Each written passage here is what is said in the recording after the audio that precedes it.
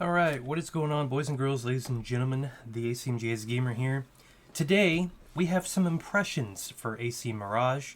There are two articles that I'm going to cover, plus there will be a little bits of video from JorRaptor, who recorded this and played the demo. If you want to see his full demo, go over to his channel. There will be a link down in the description down below to the video that I got all the footage from, because it's kind of easier for people to see what I'm talking about when articles are covering it. With that being said, let's get into the impressions.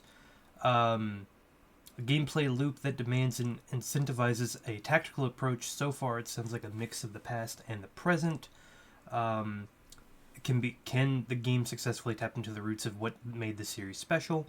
If the 3-ish hours of Assassin's Creed Mirage I played are anything to go off of, then I'm happy to say the answer is absolutely yes. As he leaps tightropes and cracks jokes throughout the city streets, this soon-to-be assassin somehow manages to capture that same allure that Ezio had in AC2. It is far too soon to tell if he'll be quite as charming or deep, but for now I'm optimistic about his path ahead. There is a pickpocket mini-game in which Assassin's Creed Mirage is a quick, addictive, timing-based mini-game. There will be an example of that on screen.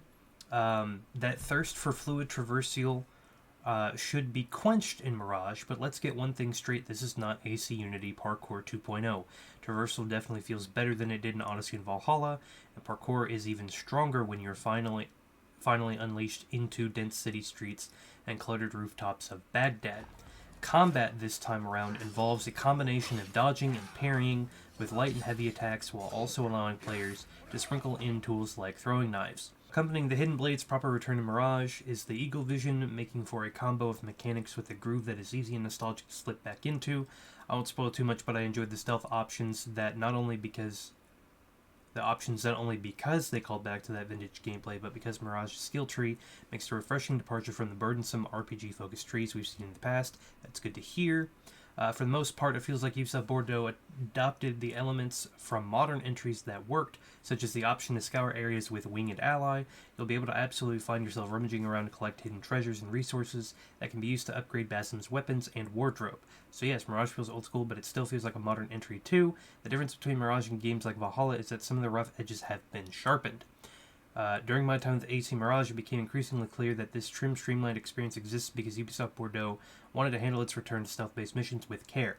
I didn't even get the finer details. Blah, blah, blah. Final build is as solid as the demo I played, then Mirage will mark a welcome return to the structure that originally propelled Assassin's Creed into relevancy. So now we go over to a Polygon article that is, again, another type of impressions. I still took time to interact with Basim's neighbors, fellow thieves, and the city's cats. You can not only pet the cats, but also pick them up so they can rub their furry scent glands all over your face. As someone who cites Origins as the best entry in the series, I couldn't help but appreciate the local, intimate feel of these opening chapters. An introduction to Mirage's combat system, which I would describe as extremely simple. Again, you'll see that on screen. It looks flashy, don't get me wrong. Basim dual wields sword and dagger, giving him some bespoke choreography that we haven't seen elsewhere in the series, but by and large, melee interactions came down to the same old attack, dodge, parry, counterattack, repeat routine that marked a litany of third-person games in the 2010s. We don't mind that, and especially after you see it, you might go, oh, okay, I won't mind that. Mirage harkens back to the days when Altair, Ezio, and Renegade Hagedun or Connor had to gather intel on a local level before hunting down their prey. Mirage emphasizes Basim's role as a detective, even a Robin Hood-esque figure whose most powerful asset is his connection to the people of Baghdad, the city's criminal elements, but also its ordinary citizens and working class. In that spirit, Mirage absolutely feels like a throwback to AC's early days. But here's the problem. For him, it's the parkour. It also feels like a mechanical throwback. I frequently climbed walls I didn't mean to and jumped to ledges I wasn't aiming for. Stuck in the Harbor Master was particularly frustrating because I tried to infiltrate an area by picking off guards near the docks. Before diving back into the water, reposition myself. However, Mirage's traversal mechanics seemed to desperately want me to stay on dry land. Basim was all but magnetized to boats and wooden posts protruding from the water, pulling him out of aquatic hiding places despite my not touching any input besides the analog stick. Finicky parkour across the city is one thing, frequently revealing myself during tense stealth sequences is another. But generally speaking, in the course of playing through it, I misinterpreted a vague cue from enemy AI and unintentionally aggroed every soldier in view, including my main target, after allowing Basim to die in order to reset everything. Mirage loaded me back into the mission, only to reveal that it had auto-saved after I'd already triggered the panic. I was only able to complete the mission by reloading a much earlier save and sticking to a much more rigid route toward Basim's prey. After 3 hours with Mirage, I came away excited for it in theory more than in practice. It's always possible that my frustrations are the result of a pre-release demo and they may be mitigated by the state of the final game when it's released in less than a month. I'm hopeful that's the case. Mirage has tons of promise and it'd be a shame for so many mechanical frustrations to get in the way.